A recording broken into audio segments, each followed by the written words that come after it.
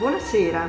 Questa seconda conversazione ha per titolo Matriarcato e culto della madre terra nei Veneti antichi, la dea Reitia.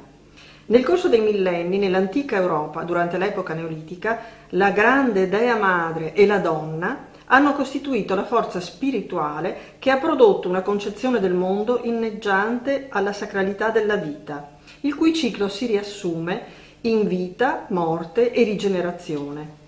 Nell'età del bronzo, il popolo dei Veneti della Venezia venerava come divinità femminile la grande dea Reitia, la quale seppe conservare l'eredità della sua progenitrice.